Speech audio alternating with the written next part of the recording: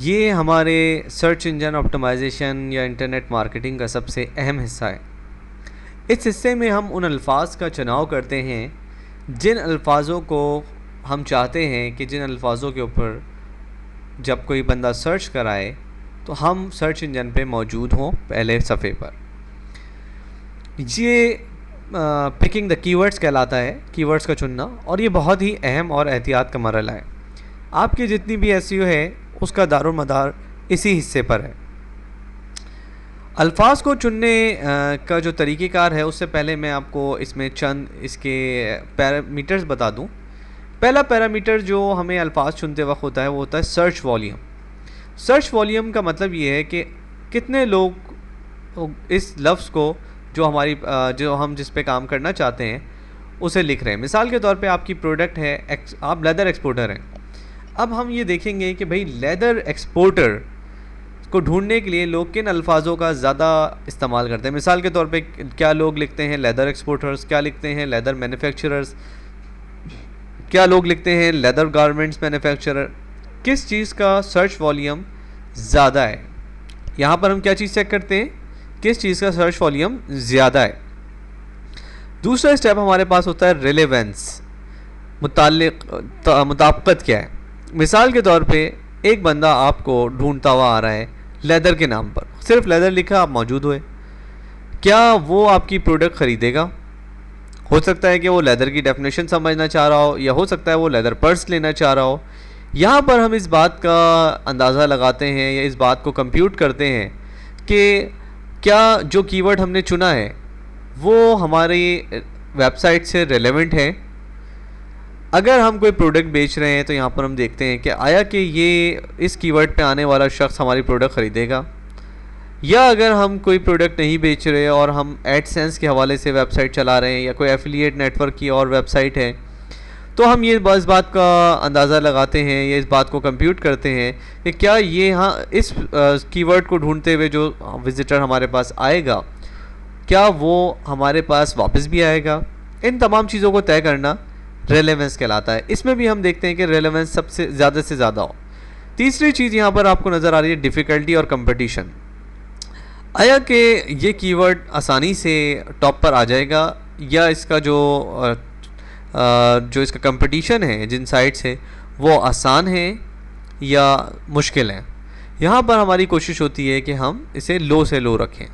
Search volume high होना चाहिए, relevance high होनी चाहिए, कंपटीशन या डिफ़िकल्टी जो है कम होना चाहिए। सर्च वॉल्यूम के बारे में हम यहाँ पे एग्जैक्टली हमें मालूम होना चाहिए कि हमारा सर्च वॉल्यूम एग्जैक्टली कितना है।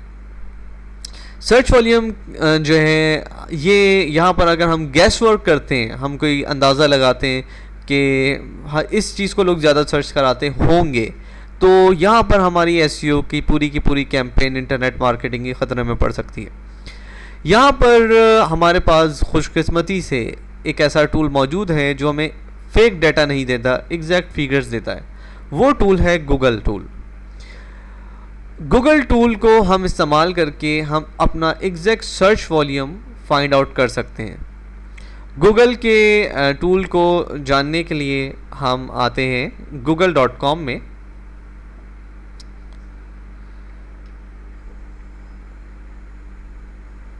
जनाब, गूगल में हम जब आते हैं तो हमारे सामने एक एडवर्टाइजिंग प्रोग्राम का लिंक आता है। जब हम इस एडवर्टाइजिंग प्रोग्राम में आते हैं तो हमारे सामने दो चीज़ें आती हैं, एक फॉर एडवर्टाइज़र है और एक फॉर साइट ओनर है। देखिए, मैं थोड़ा सा इसका तारुफ कराता चलूँ, हमारे टॉपिक से एग्जैक्टली रेलेवेंट तो नहीं है लेकिन बहुत सारे लोगों के दिमाग में आएगा कि ये एडसेंस क्या है, ये एडवर्ड क्या है। गूगल एड्स वर्ड जो है बेसिकली गूगल की अर्निंग का सबसे बड़ा ज़रिया है। गूगल की जो भी सर्विसेज हम अवेल कर रहे होते हैं वो फ्री होती हैं, लेकिन एडवर्ड के ज़रिए गूगल अर्निंग कर रहा होता है। एडवर्ड का मतलब ये है कि जो लोग गूगल से विजिटर्स ख़रीदना चाहते हैं वो गूगल एडवर्ड के ज़रिए गूगल को पैसे देके विजिटर्स ख़रीद सकते हैं।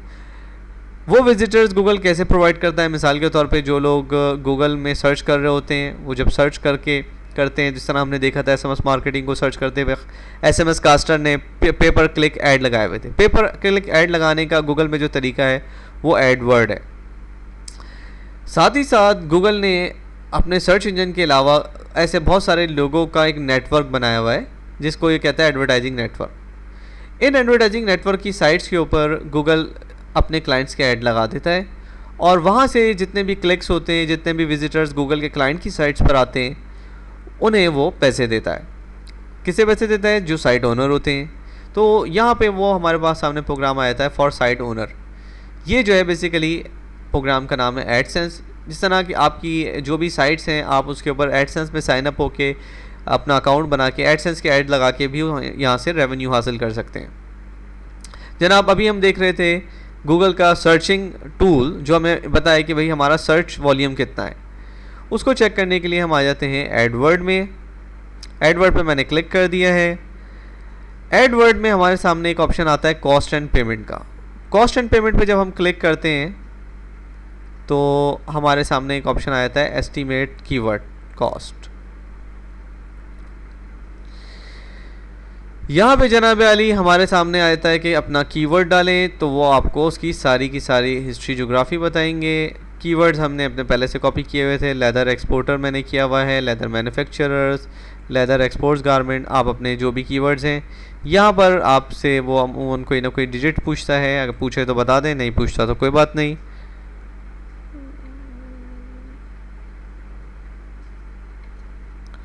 ठीक है जनाब, ये मैंने पहले इसका ये हमारे पास आ गया रिज़ल्ट। यहाँ पे आप देखेंगे कि आपको कौन कौन से कॉलम्स मिले। तो यहाँ पर हमने जो है लोकल सर्च वॉल्यूम और ग्लोबल सर्च वॉल्यूम का कॉलम हमने खोल लेना है। फ़िलहाल ये ऑलरेडी खुला हुआ है। यहाँ पे आप देखें हमारे कीवर्ड्स आ गए जिनको हमने सर्च कराया था, ये येलो हो रहे हैं। ठीक है जी, यहाँ पर उसका लोकल और ग्लोबल सर्च वॉल्यूम आ गया। मिसाल के तौर पे हम देखते हैं कि लेदर मैन्युफैक्चरर को जनवरी में 9,900 लोगों ने सर्च कराया और 27,000 लोगों ने सर्च कराया। ये लोकल है पाकिस्तान का और ये ग्लोबल है इंटरनेशनली जो डिफरेंट कंट्रीज़ का एवरेज है। इसकी डेफिनेशन भी आप लोग चेक कर सकते हैं यहाँ पर क्वेश्चन मार्क पे क्लिक करके। फिर हम देखते हैं लेदर मैन्युफैक्चरर बगैर एस के। एसईओ में एस और ईएस का फ़र्क नहीं होता, लिहाजा आप इस दोनों को का सम जो इस दोनों को मिला के काउंट कर सकते हैं। लेदर एक्सपोर्टर्स के जो है वो कम लोगों ने सर्च कराया। देखें लेदर एक्सपोर्टर सिर्फ 480 लोगों ने सर्च कराया और लेदर एक्सपोर्ट और भी लोगों ने कम सर्च कराया। तो यहाँ से हम बेसिकली देखते हैं कि क्या चीज़ हमारी अच्छी से हम जो भी हाईएस्ट टर्म है। यहाँ पर आप देखें हमने लिखे थे थोड़े से, लेकिन यहाँ पे इसने बहुत सारे शो किए। मिसाल के तौर पे यहाँ पे इसने शो किया गारमेंट्स लेदर। तो गारमेंट्स लेदर्स की आप देखें अब तक हमने जितने भी चीज़ें देखी हैं सबसे ज़्यादा सर्च वॉल्यूम है। तो ये अपने तौर पे सिनोनिम्स जो है मुतरादिफ अल्फाज शो कर रहा होता है। यहाँ पे कोशिश करें कि आपकी फील्ड के जो सबसे ज़ायद अल्फाज हैं उन्हें आप चुनें। और मेरा मशवरा जो होता है आप के लिए, आपके क्लाइंट्स के लिए, वो ये है कि आप कोशिश करें कि ऐसा सर्च वॉल्यूम लें जो 2 लाख, 3 लाख, 5 लाख से ज़्यादा हो। उसकी वजह ये है कि वो आपको ज़्यादा, जितना ज़्यादा सर्च वॉल्यूम होगा उतने ही ज़्यादा आपको क्लिक्स मिलेंगे। ये बात तो एक कॉमन सी है। ठीक है जी, तो ये हमारा तरीका है सर्च वॉल्यूम चेक करने का। अब आ जाते हैं हम रेलेवेंस को चेक करने के लिए हमारे पास कोई टूल तो अवेलेबल नहीं है कि किस तरीके से हम ये चेक करें कि आया कि ये जो हमारे पास कीवर्ड है ये हमारी साइट से रिलेटेड है। लेकिन इसके लिए जो सबसे ज़रूरी चीज़ है वो मेक योर ओन एस्टीमेट्स। आप खुद अंदाज़ा करें कि आपके क्लाइंट की साइट के लिए, आपकी साइट के लिए ये कीवर्ड बेहतर रहेगा या नहीं रहेगा, और क्या चीज़ ढूंढते हुए अगर लोग आएंगे तो वो आपकी प्रोडक्ट को बाय करेंगे। दूसरा फिर ये कि आप रिज़ल्ट्स को भी देखें। मिसाल के तौर पे अगर आपके पास अभी ऑलरेडी जो लोग आ रहे हैं सर्च कराते हुए और वो आपकी साइट से आपको क्यूरी भेज रहे हैं, तो वहाँ से आपको पता चल जाएगा कि जी कौन से कीवर्ड्स को सर्च कराते हुए वो आ रहे हैं और आपको क्यूरीज़ भेज रहे हैं। साथ ही साथ अगर आपने पे पर क्लिक पे एड्स लगाते हैं, यानी गूगल एडवर्ड के थ्रू आप एड्स लगाते हैं, तो उसमें आपने किन कीवर्ड्स के ऊपर एड्स लगाया और उनसे क्या रिज़ल्ट लगा, वो उससे भी आप रेलेवेंसी को कंप्यूट कर सकते हैं। अब हम आ जाते हैं डिफ़िकल्टी के लिए। डिफ़िकल्टी के लिए कंट्रोल करना जो है वो कंप्यूट करने के बहुत सारे तरीके हैं। देखिए जी, डिफ़िकल्टी का मतलब ये है कि मिसाल के तौर पे आप और हम जो है आपस में कोई मुकाबला करते हैं। मिसाल के तौर पे आप कहते हैं जी कार रेसिंग, मैं एक तेज़ कार नहीं चला सकता, आप तेज़ कार चला सकते हैं, तो डेफिनेटली मेरे लिए आप एक डिफ़िकल्ट कंपटीटर होंगे। लेकिन अगर हम बात करते हैं search engine optimisation, internet marketing में हम compete करते हैं, तो मे बी कि मैं आपको ज़्यादा टफ टाइम दूं और ज़्यादा आपसे अच्छा compete करूं। तो बेसिकली डिफ़िकल्टी का मतलब ये होता है कि हम जिन साइट्स को जो ऑलरेडी मौजूद हैं, हम उनको जहाँ पे उनकी जगह पे हम आना चाह रहे हैं, उनकी उस कीवर्ड्स के ऊपर जो साइट मौजूद हैं वो उन्हें हटाना वहाँ से आसान है या मुश्किल है। ये बेसिकली उसकी कीवर्ड डिफ़िकल्टी होती है। इसमें हम साइट्स की स्ट्रेंथ को चेक कर सकते हैं। इसको कंप्यूट करने का जो एक तरीका है कि हम देखते हैं कि ऑलरेडी जो साइट्स मौजूद हैं उनकी स्ट्रेंथ क्या है। फिर हम इसमें देखते हैं कि एडवर्ड में उनकी सीपीसी क्या है। और बहुत सारे लोग नंबर ऑफ़ रिज़ल्ट्स को भी चेक करते हैं, जो कि कोई बहुत अच्छा आइडिया नहीं है। नंबर ऑफ़ रिज़ल्ट को चेक करना मेरे मुताबिक कोई it's not a good idea, क्योंकि बहुत सारे रिज़ल्ट्स ऐसे होते हैं जिस पे एसईओ हुई भी नहीं होती प्रॉपरली, तो उन्हें वहाँ से हटाना आसान होता है। तो हम इसको चेक करते हैं कि अगर हमें किसी कीवर्ड को की डिफ़िकल्टी को चेक करना हो तो उसके हमारे पास क्या क्या तरीके हैं। यहाँ पर मैं आपको बताता चलूँ कि हमारे पास एक टूल भी मौजूद है जिसके ज़रिए हम मालूम कर सकते हैं। गूगल ही का टूल है। हम गूगल में जाते हैं, सॉरी गूगल का नहीं है, ये मशहूर वेबसाइट्स के टूल्स होते हैं जो हमें कीवर्ड डिफ़िकल्टी में हेल्प आउट करते हैं। मिसाल के तौर पे हम यहाँ पे लिखते हैं जनाब कीवर्ड वर्ड डिफ़िकल्टी टूल। ये यहाँ पर हमारे सामने टूल्स खुल जाएंगे जो हमें बताएंगे कि भाई किस चीज़ की डिफ़िकल्टी लेवल कितना है। मैं जो सबसे ज़्यादा यूज़ करता हूँ वो एसईओ लॉक्स, ये वाला। दोनों में से कोई भी यूज़ किए जा सकते हैं।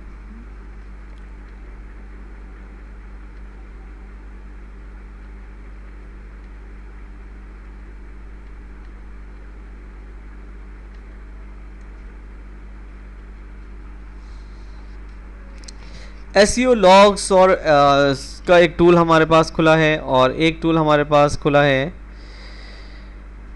दूसरी साइट थी एसईओ चैट। दोनों ही बहुत पॉपुलर एसईओ की साइट्स हैं। यहाँ पर हम लिखते हैं फॉर एग्ज़ाम्पल एक्सपोर्टर्स और हम इसे सबमिट करा देते हैं। ये आप देखें, इसने वेरी इजी से वेरी डिफ़िकल्ट तक में इसे 60 मार्क्स दिए हैं, यानी कि ये एक मुश्किल कीवर्ड है। देखें 15, 20, 25, 30 तक आसान होता है, 30 से 50 तक मुश्किल होता है, 50 से 80 तक बहुत मुश्किल होता है, 80 से 100 तक ऑलमोस्ट नामुमकिन के करीब हो जाता है। ये इसका अपना कंप्यूट करने का अंदाज़ है। इसको हम कंट्रोल करने के लिए हम इसके साथ लेस पॉपुलर वर्ड्स लगा देते हैं। मिसाल के तौर पे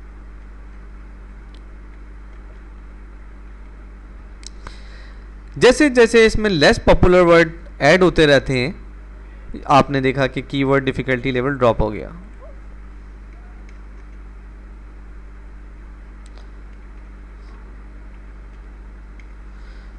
हमने मज़ीद इसमें एक वर्ड ऐड किया, मुमकिन है कि कीवर्ड बढ़ा भी दे डिफ़िकल्टी, क्योंकि पाकिस्तान जो है वो एक पॉपुलर वर्ड है। हम चेक करते हैं क्या रिज़ल्ट आता है।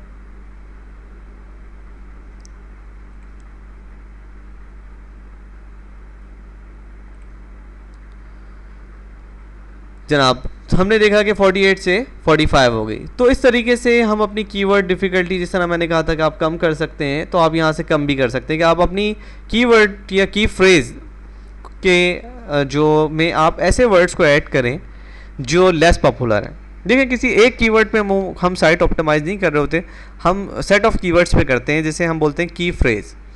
तो की फ्रेज़ की जो डिफ़िकल्टी लेवल है उसको कम करने के लिए हम उसमें लेस पॉपुलर वर्ड्स को ऐड करते हैं। साथ ही साथ हमने जो है अभी हम एडवर्ड टूल भी हम अपना देख रहे थे। तो एडवर्ड टूल में हमने एक चीज़ देखी थी, CPC आ रही थी जो हमने इग्नोर कर दी थी उस वक्त। सर्च वॉल्यूम्स देखे थे, CPC नहीं देखी थी। CPC किस चीज़ की हाई है, इस बात से भी अंदाज़ा होता है कि लोग किस चीज़ में हाई क्यों होती है। हाई इसलिए होती है कि लोग इसके ऊपर ज़्यादा बोली लगा रहे होते हैं, बिडिंग कर रहे होते हैं। वो कहते हैं यार मेरा ऐड पहले शो करो, कोई कहता है मेरा पहले शो करो। जिसकी CPC ज़्यादा है, मिसाल के तौर पे इसकी 4 है, इसका मतलब है कि लेदर मैन्युफैक्चरर्स USA पे कोई ऐड नहीं है गूगल के पास, कम है, बहुत कम है। ये आप CPC से भी अंदाज़ा कर सकते हैं। जिस चीज़ की CPC ज़्यादा है उसके ऊपर ज़्यादा आपको चांस होता है कि वो डिफ़िकल्टी उसकी ज़्यादा होगी। एडवर्टाइज़र कंपटीशंस भी बताता है कि लोगों का क्या रुझान है, इस पर एडवर्टाइज़र ज़्यादा हैं, इस पर कम है। ये फ्यूल जितनी कम होती जा रही है, इसके ऊपर कोई भी ऐड नहीं लगाता लेदर मैन्युफैक्चरर्स इन USA। ठीक है जी। तो ये हमारे पास तरीका है कंपटीशन चेक करने का। इसका मतलब ये लेस कम्पिटिटिव है लेदर मैन्युफैक्चरर्स इन USA। तो ये हमारे पास तरीका है अपनी इन 3 चीज़ों को कंप्यूट करने का। यहाँ पर मेरा आपसे ये रिक्वेस्ट है कि आप इसे अच्छे से चेक करें और अपने इसे ऑन हैंड आप इसको करके देखें। ये कोई जो है आप कोई बुक नहीं पढ़ रहे, this is the practical guide of SEO. So I request you to compute all the result of your site. अगर आपके पास कोई साइट नहीं है तो आप डमी एक अपनी मर्ज़ी की एक साइट का आप कीवर्ड एनालिसिस करें। हम आगे जाके उसके लिए भी आपको गाइड कर रहे होंगे कि अगर आपका साइट नहीं है तो भी आप SEO को ऑन हैंड प्रैक्टिस ज़रूर करें। ठीक है जी।